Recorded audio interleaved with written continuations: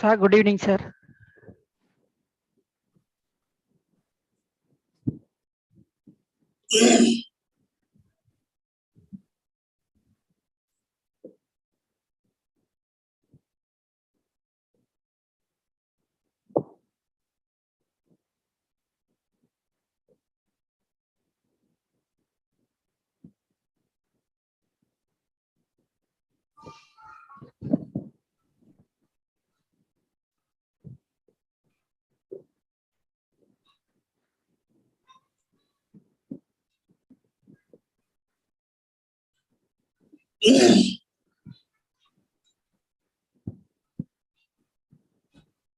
Yes, sir. Good evening to everyone. All are welcome.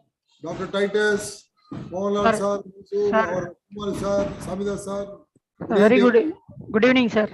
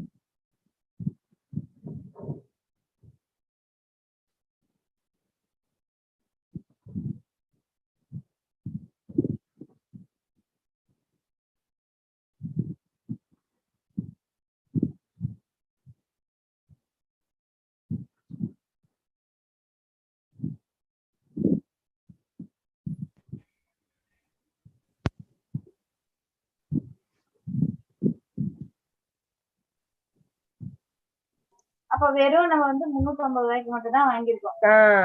அது வந்து discount கிடையாது.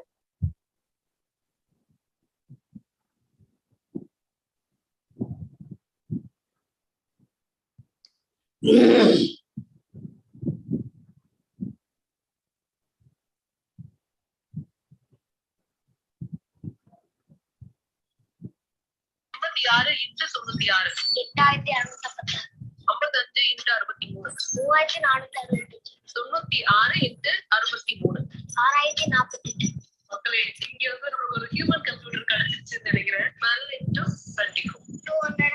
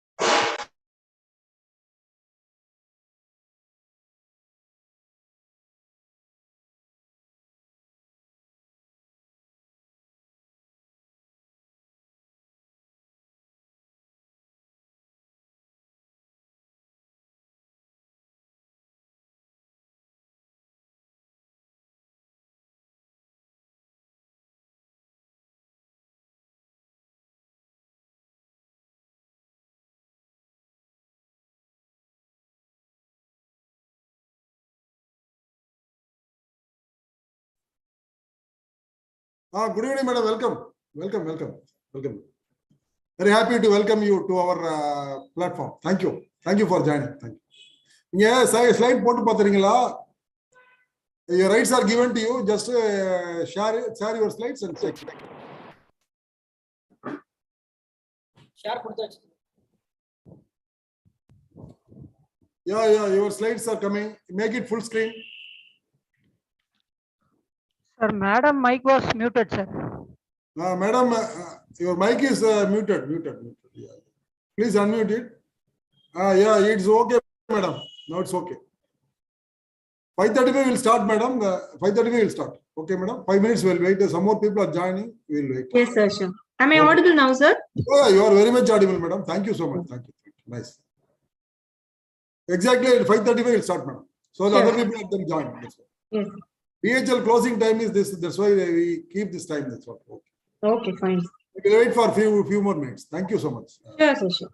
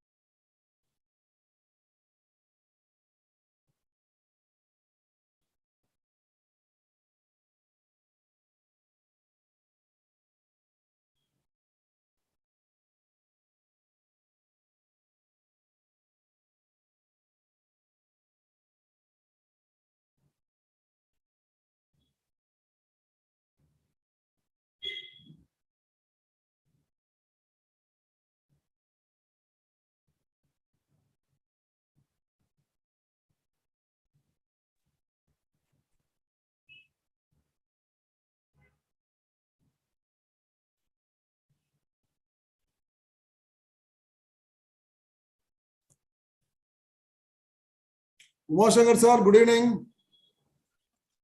Good evening. Welcome sir. எங்க ஆஸ்திரேலியாவா India ஆண்டிங்களா? கோயம்புத்தூர்ல இருக்கேன். Very good very good. எப்போ வந்தீங்க சார்? வந்து 2-3 வாரம் ஆச்சு. Right sir right. எல்லாம் நல்லா இருக்காங்கல்ல? Everybody is okay. Right. Okay. Thank you sir. Thank you for joining. Thank you. Okay madam, shall we start madam? Okay. Happy good evening to everyone. Today we have an interesting topic about health, that is a better understanding on diabetes and obesity, which is a main health issue. And it is going to be delivered an eminent doctor, Dr. Sheila Samini, Assistant Professor of Medicine, Trichy SRM Medical College Hospital and Research Center, Trichy. First of all, we thank you, madam, for accepting our invitation to deliver a webinar on an important topic of health. Thank you, madam, for giving a topic of relevant nature today, which will be helpful for all our members. We welcome you, doctor, to our IEI and other professional institutions platform. Today's webinar is organized by Computer Society of India in association with the Institute of Engineering, Tiruchirappalli Local Center, in association with the Computer Society of India Trichy Chapter, the Indian Institute of Welding Trichy Branch, Indian Welding Society Southern Zone, Indian Institute of Metals Trichy Chapter, Indian Institute of Industrial Engineering Trichy Chapter, Indian Society of Non-Industrial Testing Trichy Chapter, and Kumari Arivel Paravai. And we IEI Tiruchirappalli is regularly organizing for the past 3 decades every Tuesday lecture program, which is of technical topics, management, motivation topic, health related topic. And our aim is to bring the emerging technologies and the emerging topics of nature to our members. Our boundaries from Karur, Peramballur, Pudukkottai up to Nagapattinam, except Tanjore. And we have got more than 10,000 members, 2,000 corporate members and 7,500 our student members. Apart from that, all over India, we have 2.5 lakhs professional members with more than 125 centers. So this is what about our aim is to propagate the emerging technologies to freely to our members and other societies. There are students, faculties, and industry experts to everyone. So with this brief introduction about Institute of Engineers and other professional institutions, I call upon Dr. Titus, our committee member, to introduce our today's speaker, Dr. Sheila Shamini, to introduce to the audience. Over to Dr. Titus. Titus, sir. Thank you, sir. Thank you. Yes, sir. Please, sir. Very good evening to one and all gathered here. I'm very happy to introduce today's speaker, Dr. S. Sheila Titus, Samini. sir. Titus, sir. Sir. Before that, I just missed one thing. I call upon Dr. S. Karupasamy to welcome the gathering to preside today's meeting. Karupasamy, sir, please proceed. Yes, sir. Yes, sir. Sorry, I forgot.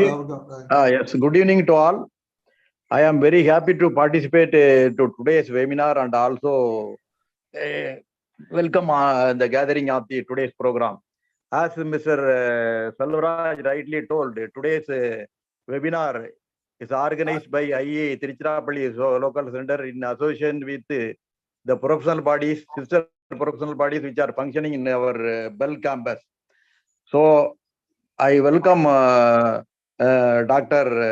Sheila Samini for having accepted our invitation and going to present a very important topic in today's contest, that is diabetes and obesity.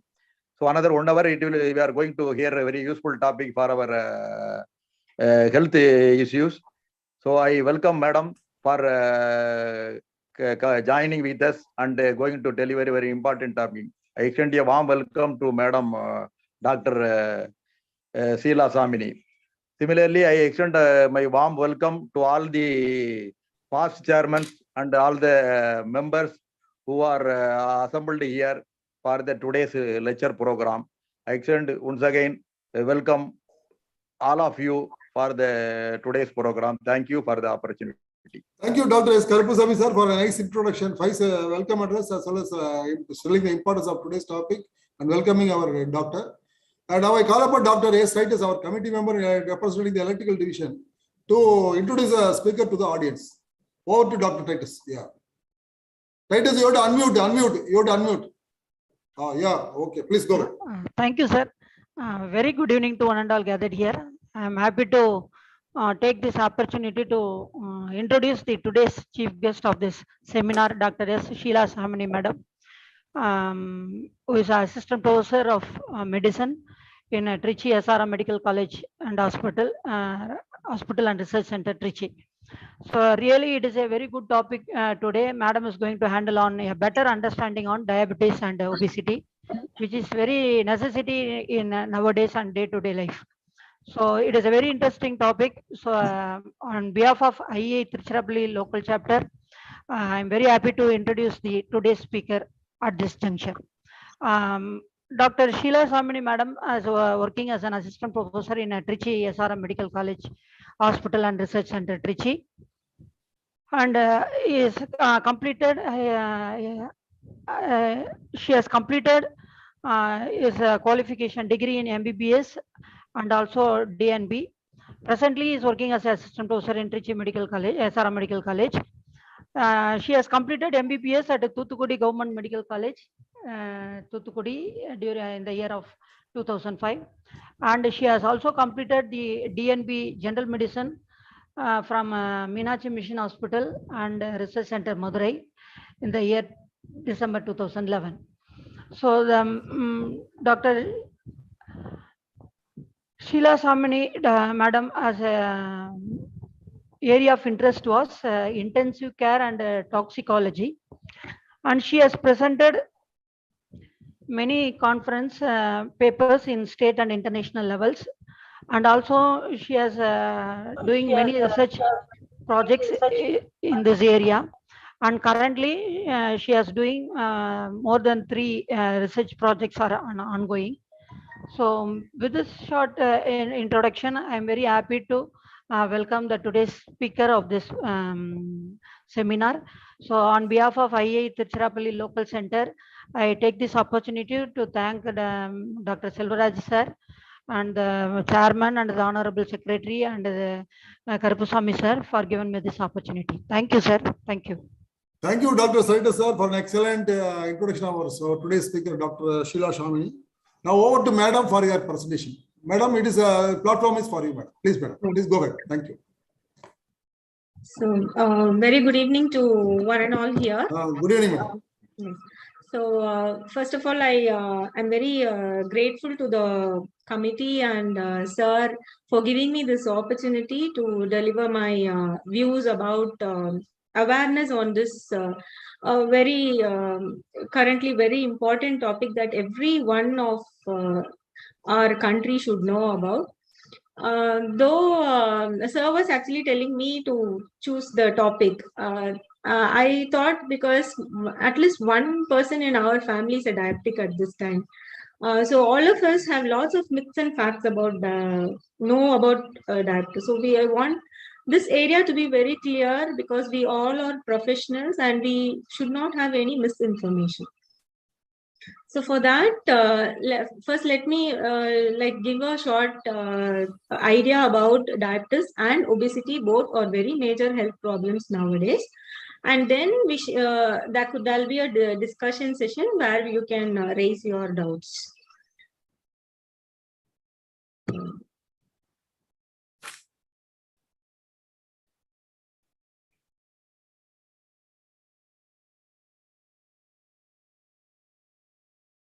So the slides are visible, sir? Madam, visible. Yes, It is sir. very much visible. Thank you, Madam. Please go ahead. So first of all, to know about diabetes mellitus, it is nothing but it came from a Latin word actually. So mellitus means it is honey or sweet, and vetus means to pass through, so or cross through. So diabetes. So somebody is passing a sweet urine. So that was how it was identified initially and how the disease is named. When we look into the diabetes, what happens actually in diabetes? So for that only I put this slide. See, actually there are two types of diabetes, two major types of diabetes for healthy individuals other than pregnant people. See, normally we have an organ called pancreas in our body, which is secreting insulin. So this insulin has to go into has to help the glucose in our blood to enter into the cell. The cells need glucose to live. So for the glucose to enter into the cell, insulin is a hormone which is required. So this process the whole process is a combined, is a co-transport. So there are two types of diabetes. The type 1 is the diabetes which occurs in very young people, less than 20 years of age or 20 25, where their pancreas will never produce insulin at all. So these people will have a complete insulin deficiency. So the glucose remains inside the blood. It cannot enter into the cell. So that's why the blood sugars are very high. The other type is the type 2, which is what we see commonly in our area. So here, type 2 is the diabetes which we see which occurs after 40 years or so, where there is insulin. The pancreas is secreting insulin, but this insulin cannot actually enter into the cells. Because there is some problem in the insulin uptake. So this is otherwise we call it as insulin resistance. So though there is insulin, it cannot do its work. So this is what actually happens in type 2 diabetes, which is what we commonly see as diabetes in our day-to-day life. Why diabetes is very important? See, this is actually now becoming like more like a pandemic. See, worldwide, about more than 400 million are affected, and about 1 in 11 adults are now living with diabetes. So if we see the gender predisposition, males are slightly higher, but the ratio now almost becomes equal. So females are also getting affected. And the most important thing is 50% of all people of diabetes is actually left undiagnosed. We see them only when they come to us with some complications, not with plain diabetes. So if we look at the Indian scenario, so in India, if we see this graph, so in 2019, about 77 million were affected with diabetes. According to this prevalence and the growth rate of diabetes, what is predicted is by 2045, this is going about almost double. So this is, and still they predict that this rate can still increase if the growth rate or the prevalence rate increases. So among the whole world, India is almost becoming the diabetic capital of the world. Actually, it is now second to China, but if we grow at this rate, we will become the diabetic capital of the world. And the national prevalence of diabetes now here is 8.9%. And about 1 million diabetic deaths occur every year. Like it may not be plainly due to diabetes, it can be due to other complications which occur because of the disease. So why you need to be aware? Sugars, let the sugars be high. Why you should bother? Let it be high. It's not doing anything to me. So when the blood sugar always remains high above a value called the renal threshold, what we call is the renal threshold. That is when your blood sugar goes above 180 milligram per deciliter, it can cause any of these complications. It can affect any of these organs. So it can cause retinopathy and blindness, can affect your eyesight, can cause a heart attack, can affect your nerves, can affect your peripheral nerves so that you may not feel the sensation when you're walking. There could be infections. You can develop infections and this infection can spread to other parts of the body, and that can lead to a permanent dysfunction also. There could be a permanent kidney damage. So almost 90% of the kidney disease or the renal failure, kidney failure patients we see, it is due to diabetes only. This is what occurs in our day-to-day practice. And then stroke. So again, diabetes is also a major cause of stroke, or cerebrovascular disease means stroke. So that is why your sugars have to be under control. It can affect any of these organs at any time whenever the sugar goes above the renal threshold. So how can you actually identify whether I'm having diabetes or not? How will I know? How can you actually find out? So these are certain common symptoms. So the first and foremost thing is you may be urinating often. So than what you were urinating before, you may feel like urinating often. You may get up like once or twice in the night previously. Now you may be getting up 4 or 5 times. And you may always feel hungry. So you want to eat. You eat more, still you want to eat more. And you will feel very tired, extreme fatigue. Cannot do your day-to-day activities. There could be blurry vision. There could be some problem in the dimness vision. Be some tingling in the hands. Tingling means some pricking sensation or a paresthesias which can occur in the hand, sometimes in the foot also. There can be weight loss in certain diabetics, and there can be weight gain also actually. But commonly there is weight loss initially when the disease starts. That could be increased thirst. And whenever there is a wound, that wound may not heal properly. So in general, in medical terms, there is a triad we say. People who urinate often, there is polyuria, who drink a lot of water, polydipsia, and who eat a lot, polydipsia, polyphagia. So polyuria, polydipsia, and polyphagia is the triad when you should suspect diabetes. So that's what we used to say. So now the information of about diabetes to the general public. So this is a crucial thing. See, now we have media, we read a lot of things. We read a lot of things, and then we think that this is right, and we practice like that. So this is one slide. Actually, I got it from a survey, and I just want to project it here. See, actually, 50%, 40% of the people still do not know a numbness or a tingling in the feet can be due to diabetes, and 42% believe that only if you don't eat sugar. You reduce sugar in your food. Now you know your diabetes can be controlled. Yeah, my sugars were high. Now I'm not eating sugars at all. Now it is under control. No, it's wrong.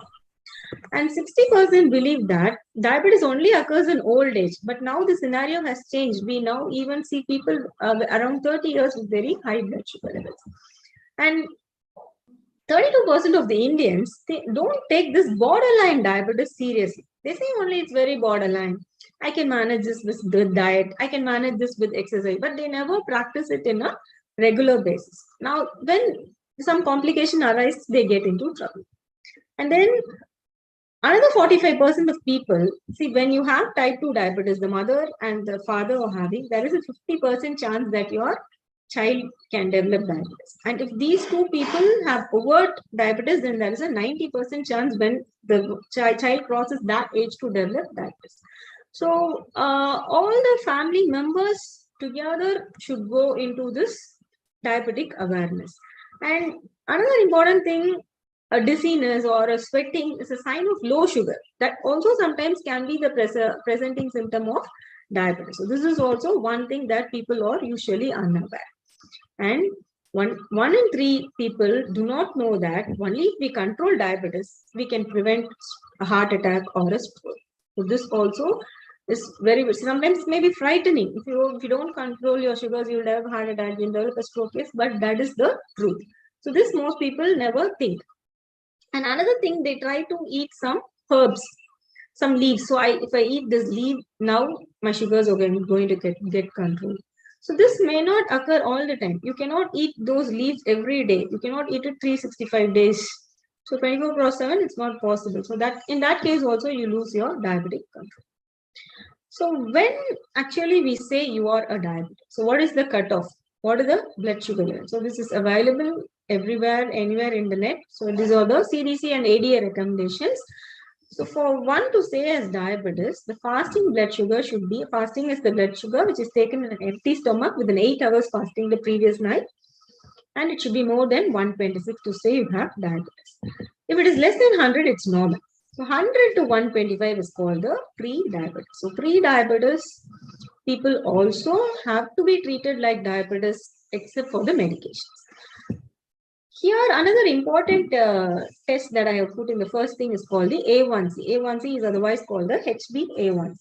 So it is nothing but the glycated hemoglobin. Here, it is measured as a percentage. If this HbA1c is measured, we can actually tell or assess how the blood sugar or the glycemic control was there for the previous 3 months. So the last 3 months glycemic control can be assessed with the help of this A1C.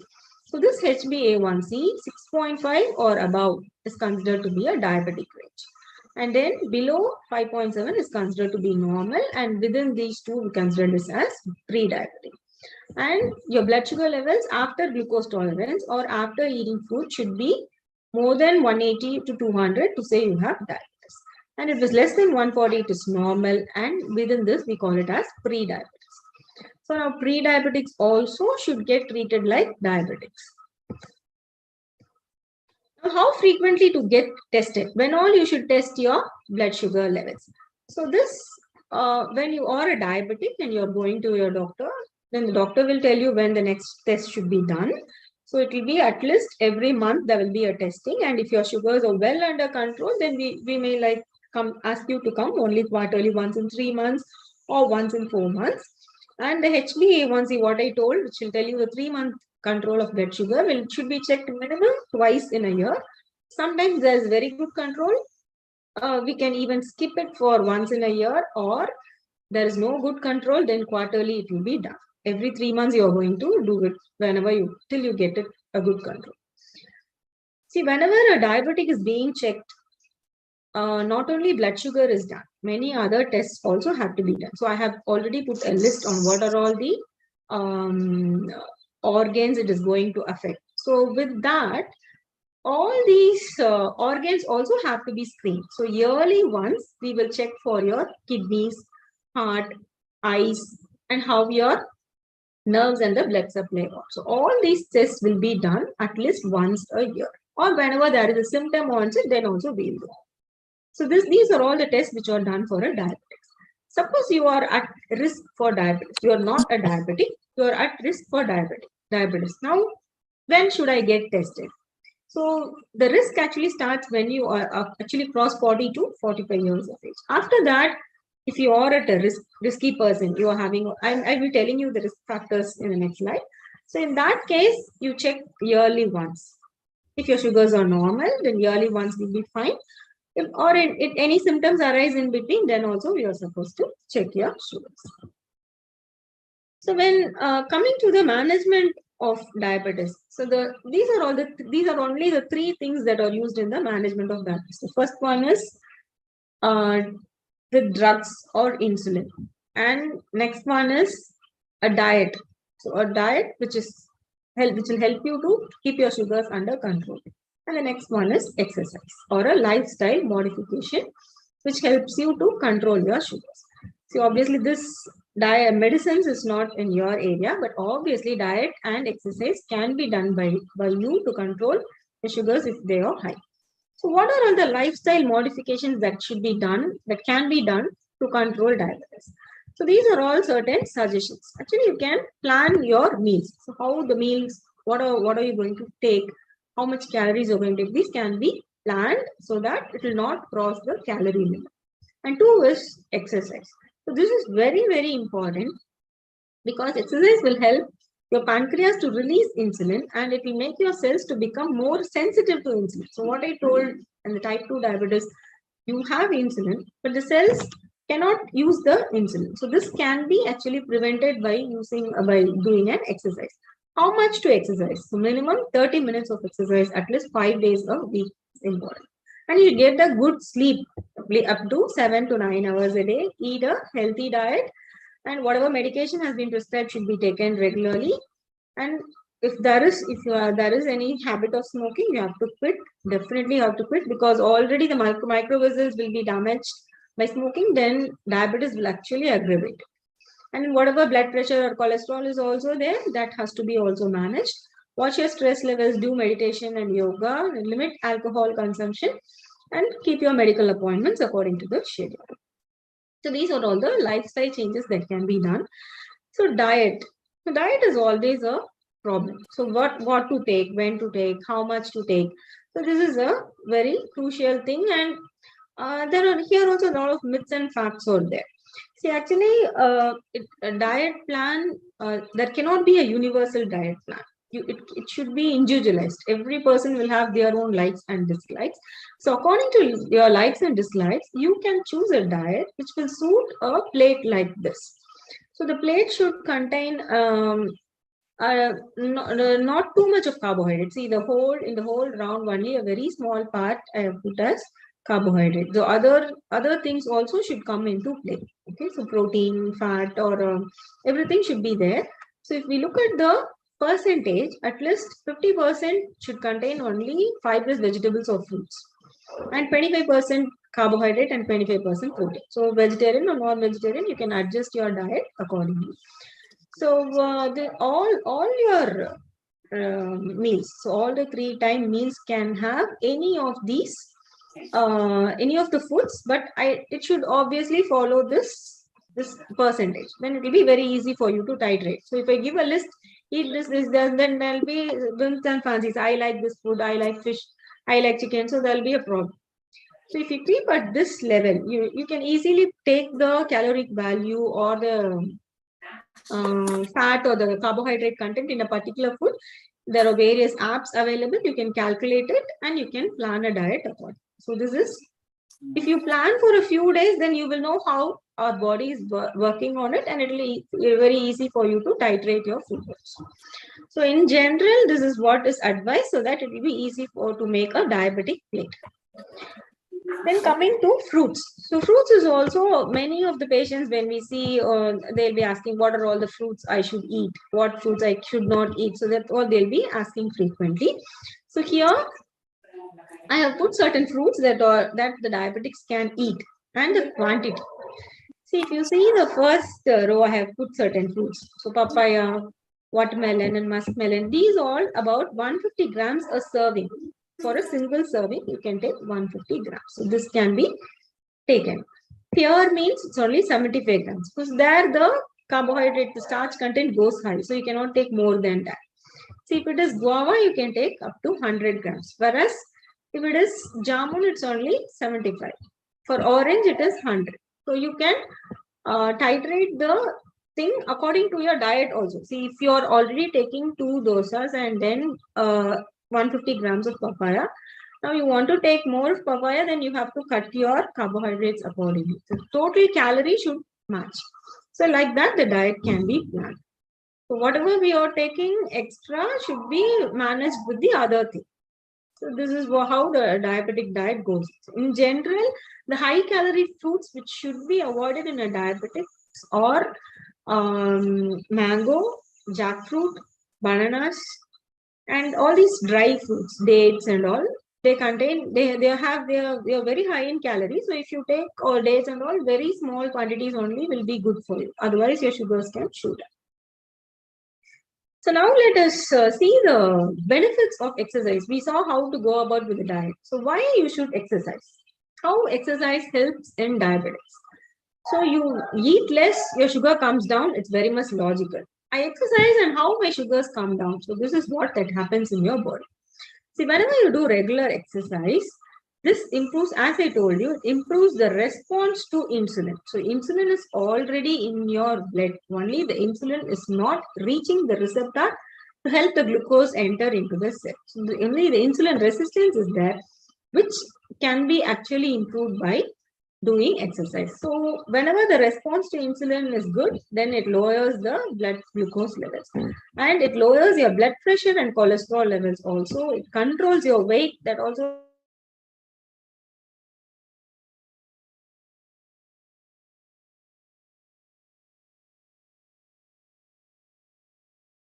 exercise helps us. So what are all the exercises that can be done? So anything, any exercise you can choose, whatever you're comfortable, walking, swimming, cycling, weightlifting, like Tai Chi is one, the shadow boxing, aerobic workouts, yoga, anything, any exercise. No, we don't restrict you for anything, but 30 minutes a day minimum for 6 days a week is what is required. So now we'll slowly bridge with the next topic. See, I was telling about insulin resistance. In type 2 diabetes, we have insulin, but this insulin cannot be used by the cells because of the insulin resistance. So this insulin resistance actually worsens whenever somebody is not getting up from the chair, whenever somebody does a sedentary lifestyle. So this can lead to not only diabetes, but another problem called obesity. So diabetes and obesity, they share many features. Obesity is not simply overweight, it's one of the problems that occurs when it becomes an extreme overweight. So sometimes many of the pathogenetic or the clinical issues that come because of diabetes and obesity are the same, that even we call it as diabesity. They both go hand in hand. So ultimately, when patients develop this area, when you have insulin resistance, sedentary lifestyle, and you develop obesity, now your exercise capacity goes down. So even when now you want to exercise, your exercise level will be very less. So you cannot exercise more to generate insulin. So this problem arises, which leads to obesity. So that again, the vicious cycle comes again and again. So these people, obese initially, now they cannot do exercise, then they gain more weight.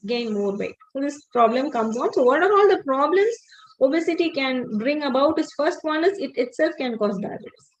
Two is hyperlipidemia, means increase in the blood cholesterol levels.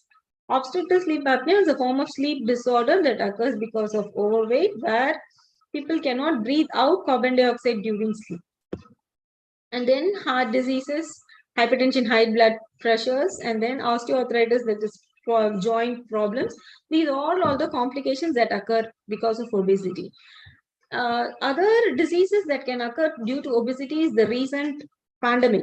See, any infectious disease, what we have seen previously all these years, like TB or all these pneumonias and all, they come only for people who are malnourished, who are underweight.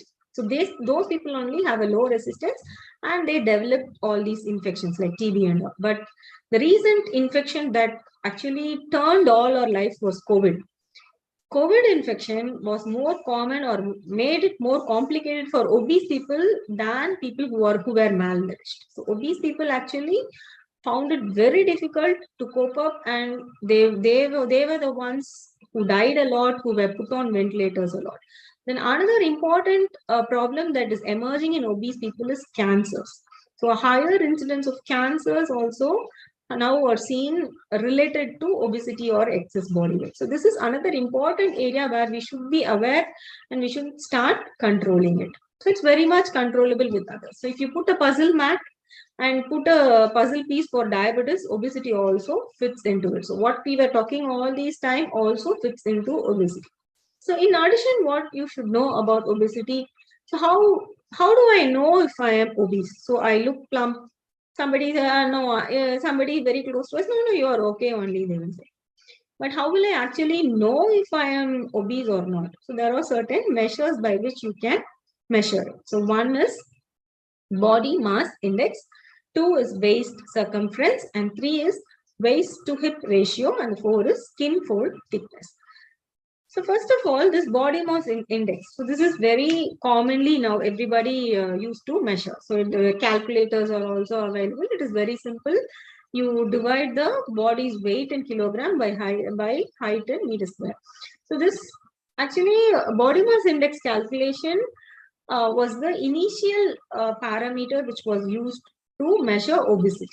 And they graded the people from underweight to extreme obesity based on the BMI. So BMI of less than 18.5 is underweight, 18.5 to 24.9 is normal weight, and 25 to 30 is overweight, and 30 to 40 is obesity, and more than 40 is extreme obesity. So this was initially put up. But what happened as years passed by? There was a problem called some people have excess.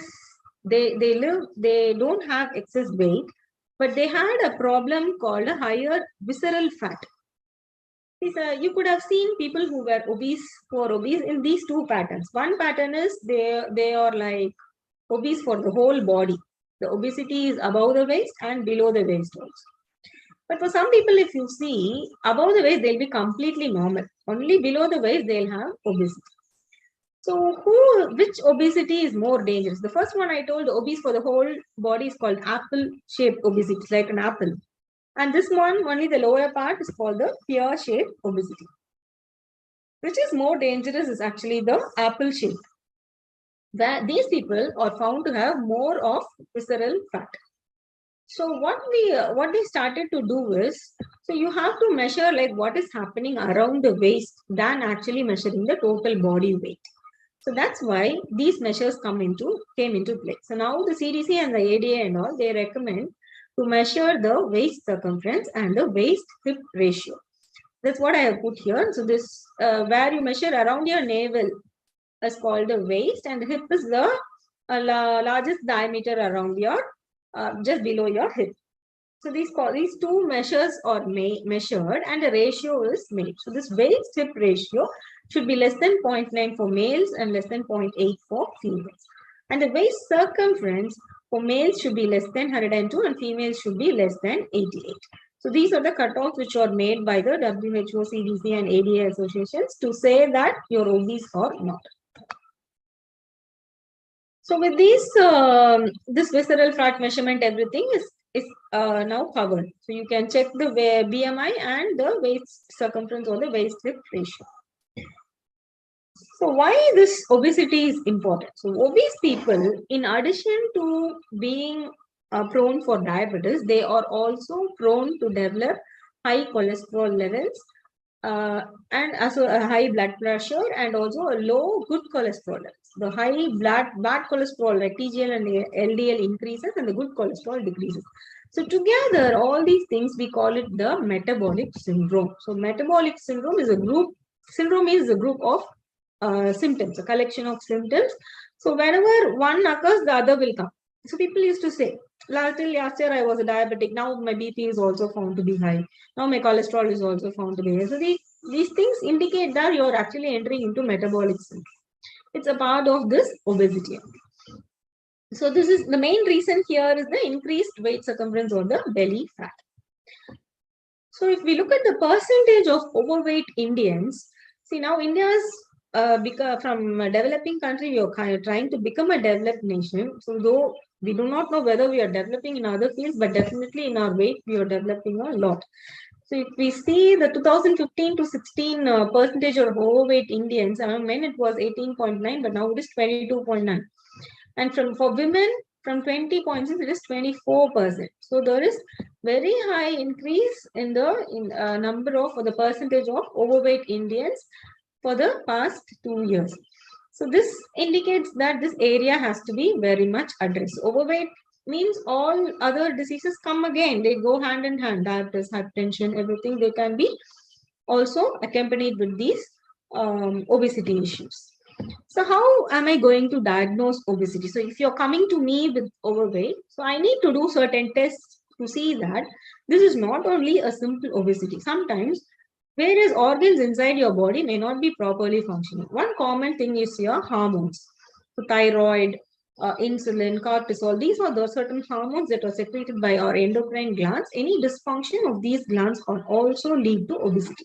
So I will always check for all these hormonal functions before starting you or putting you on certain medications or lifestyle measures. Then we can check, always we check the blood sugar levels. We do look at for ultrasound to look at these organs I was talking about. Could be a CT also sometimes. And we check your blood cholesterol and lipids and the bone densitometry if required. And the measuring the amount of adipose tissue, actually there are CT scans available to measure the visceral fat. CT scan or certain densitometry measures are available, but that we don't use in our day-to-day practice. In day-to-day practice, we use these measurements and body weight as the marker or as the follow-up measure, because every time we cannot subject somebody to a CT just to measure the visceral fat. So we use the other non-invasive measures to measure it.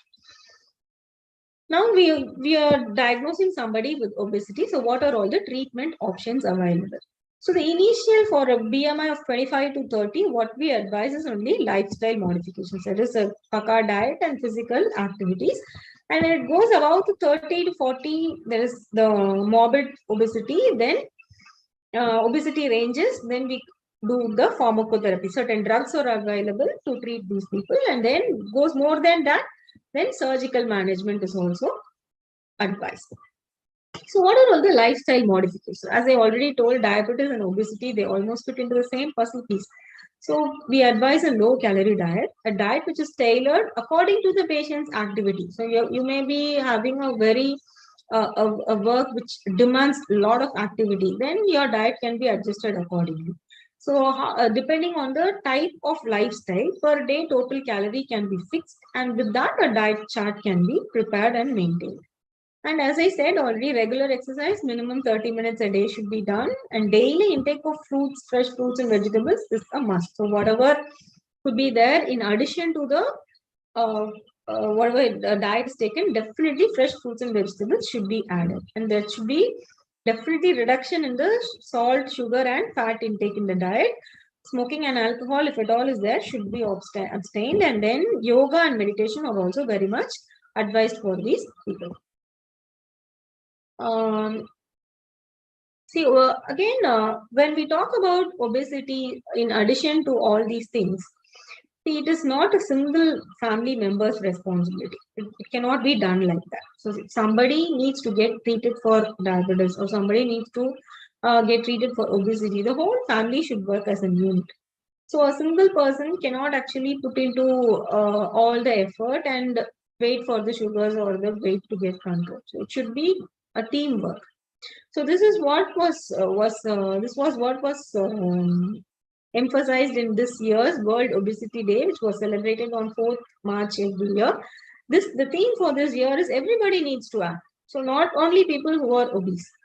So the range at which you are developing obesity is mainly in the age group of 20 to 30 years. 29, 39, like that, it goes up. So the highest is 29 to 39. And the next highest will be 39 to 49. So 20 to 50. So this is the age where somebody or whoever should be very careful in managing their weight. So once they cross 20, 25 years, they should be very much aware. See, all these obesity related complications like diabetes, which leads to heart disease or stroke, all these are very much common in Asians than in Hispanics or white Americans. So people should have still more stringent targets to protect all our internal organs. So everybody should join hands together so that the target can be achieved. The same, diabetes next in the month of November, actually there'll be a lot of CMEs that will be organizing about diabetes. 14th November is celebrated as the World Diabetes Day because it is a birthday of the person who invented insulin. So this year's theme is actually education to protect tomorrow. So actually that very much coincides with our program. So I wanted to put into here because it is nice, like non-medicos are also interested to learn about all these health issues. Actually, after COVID, after the COVID era, I should say, like many people now, they are caring about their health and they are ready to listen what we are talking. So previously, when we used to say, okay, I'll take this medication, they just leave. But now they keep asking whether I can eat this, I can eat that or not, how long should I take? Like a lot of interest about health awareness has come. So we are actually very happy that people are aware now. It becomes very easy for us. Our job is made easy. So in that case, education to protect tomorrow is from the next generation people is like being ourselves under control for this disease. So for the diabetics and all the pre-diabetics out there, so your pancreas it's not ill, it's just lazy. So you can just stimulate your pancreas by doing exercises or doing lifestyle modifications. If it's not working, medications are there to help you. So, but anyways, your pancreas will require that help for a longer time. You should keep on doing it so that it never becomes lazy again. So every day it needs a stimulation. So in addition, exercise, in addition to all these benefits I was telling, like prevention of diabetes, obesity, or a high blood pressure or high cholesterol, it also has great benefits for mental health. It releases endorphins. So when you exercise, endorphins are released that actually makes you happy. So again, there is also a very good thing that helps you in your well-being. So obviously, my sincere advice is that you take care of your body because it's the only place you have to live in, and you have to make it or maintain it healthy by doing all these measures. So with that, I wish you all to live healthy and be well and have a very healthy and happy living. And thank you for the opportunity. I'm very happy to answer any few questions, if any. Thank you, sir.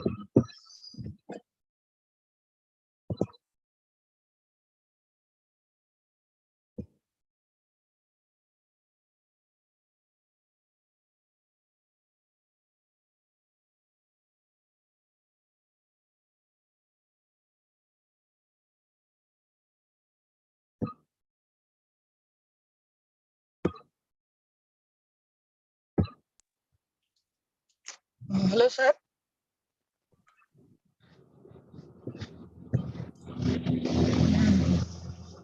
Thank you, madam, for your valuable presentation. Your presentation was very nice and very useful.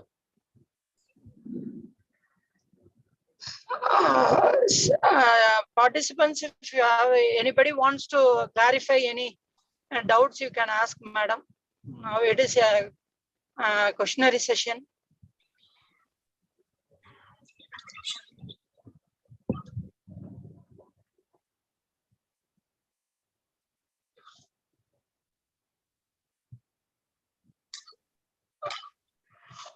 Any questions you can ask now. Hello, madam. I am Gurudas speaking from Trichy. Yes, Am I sir. audible? Yes, sir, you're audible. Madam, in case of diabetes, we are calculating the body mass index and the glycemic index also. Then, are we calculating the glycemic load, which is taken by the patients, whether it is helpful or not? Glycemic load. Low glycemic index. Huh? You mean low glycemic index, sir? Low glycemic index and the glycemic load, that is the glycemic index is multiplied by certain amount of factors to arrive at the load, glycemic load. Glycemic load, you mean the glycemic load, sir? Yes, actually glycemic load is not calculated for everybody.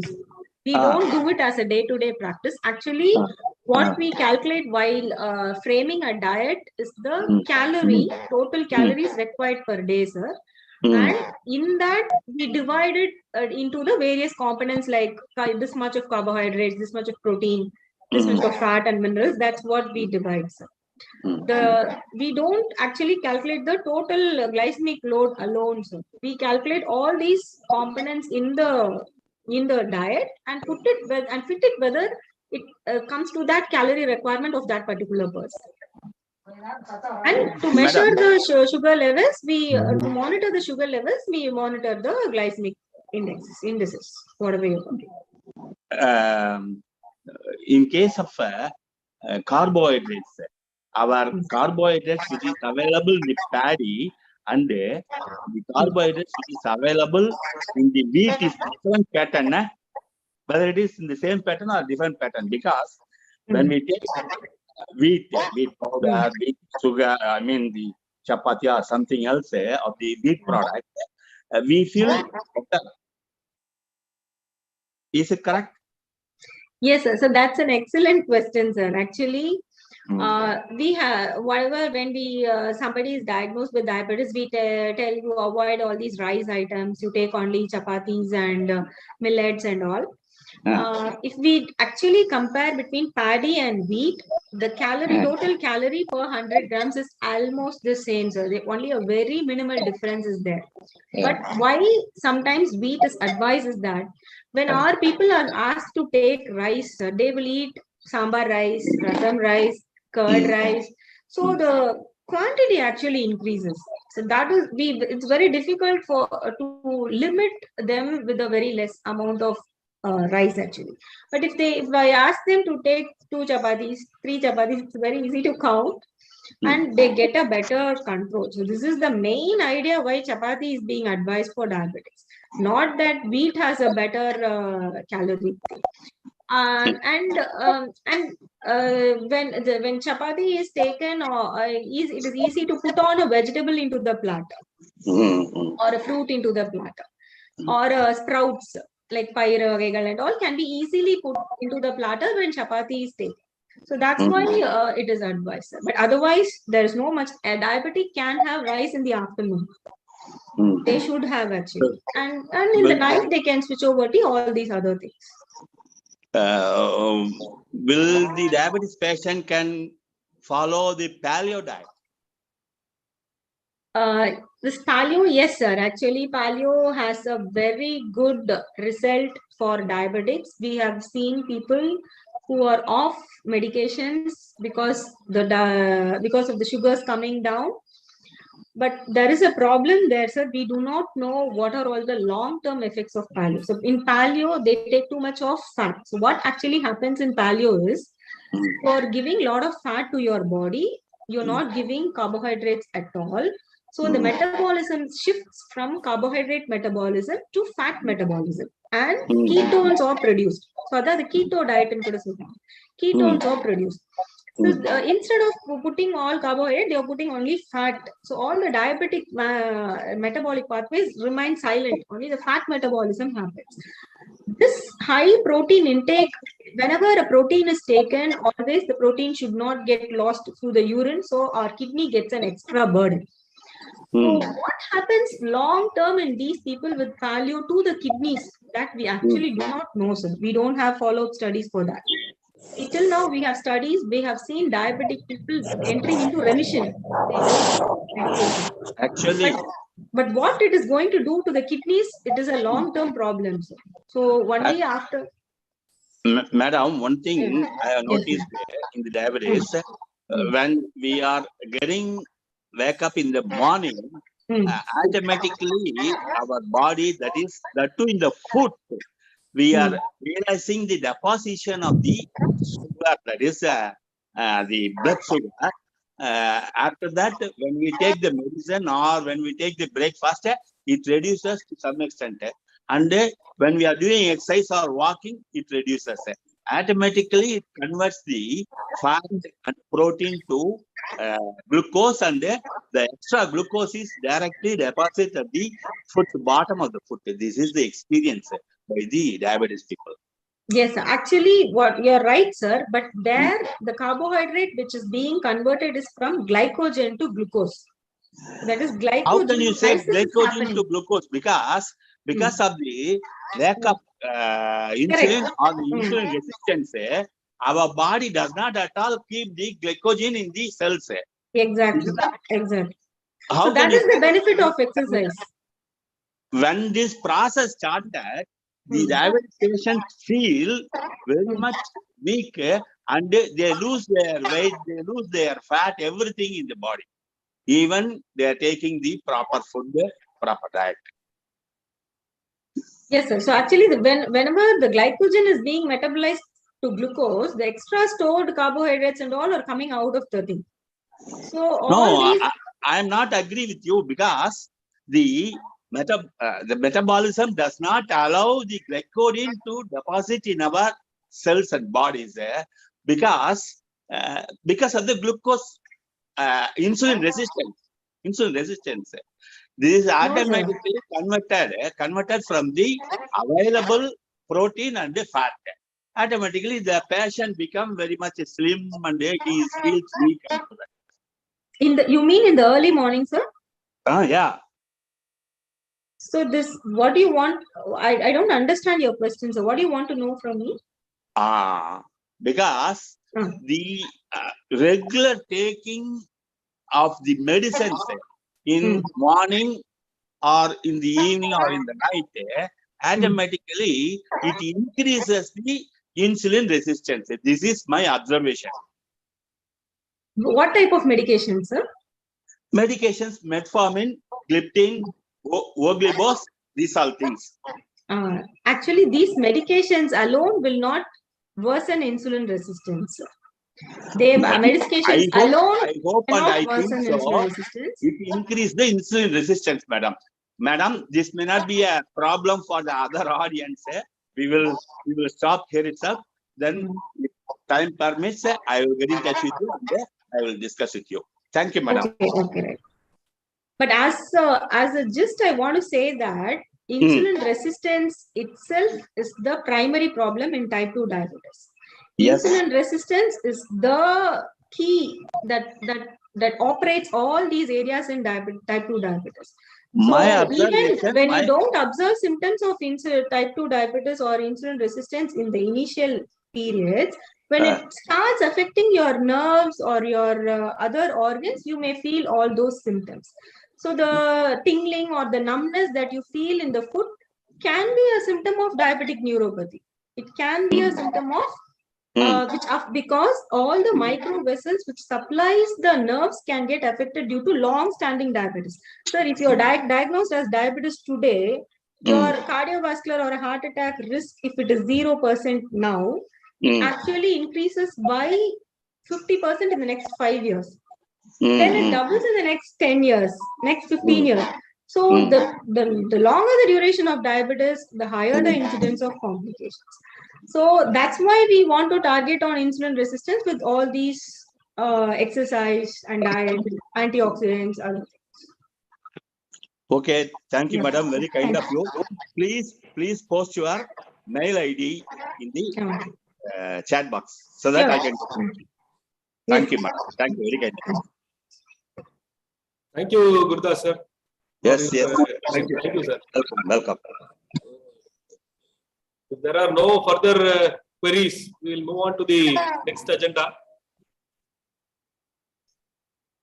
Hope there are no further queries in the chat box also. So we are moving on to the next agenda. Next week, lecture program announcement. So next week, our Institution of Engineers, Tiruchirappalli Local Center is going to celebrate Royal Chartered's Day on 13th September 2022, next week, Tuesday. And we have an invited talk on the impact of 5G on human life in the 21st century. So we have invited Dr. Brahma Reddy, former radar engineer, IAF, and he is our former Secretary and Director General of Institution of Engineers.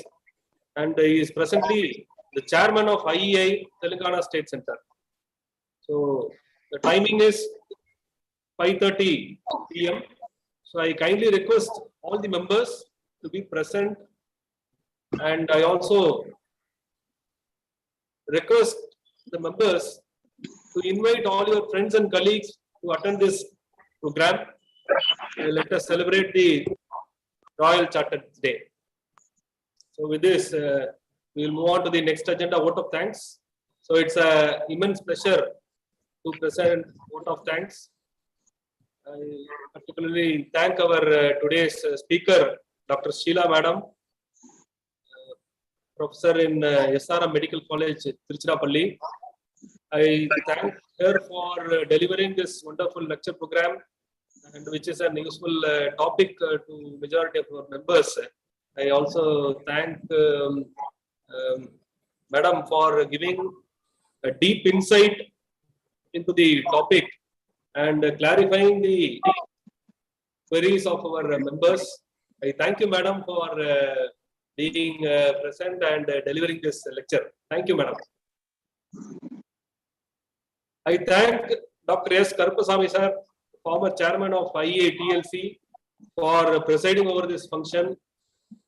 And I thank Engineer Uma Shankar, our former chairman of IEI TLC. I thank Engineer R. Selvaraj, former chairman IEI TLC. I thank Engineer Varadarajalu, former honorary secretary of IEI TLC, for being present.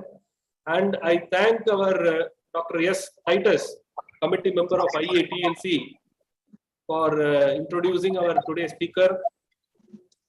I thank each and every one of the dignitaries, members, for being present in this lecture program, and for your kind presence. So with this, I would like to thank each and every one of you, and with the permission of our Dr. Sheila Madam, there are no particular points. We will also conclude this. Thank you. Thank you. Thank you. Thank you, sir. Thank you, Madam.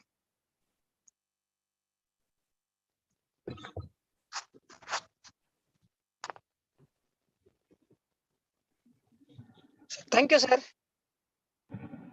Hello. Thank you. Thank you, sir. Thank you.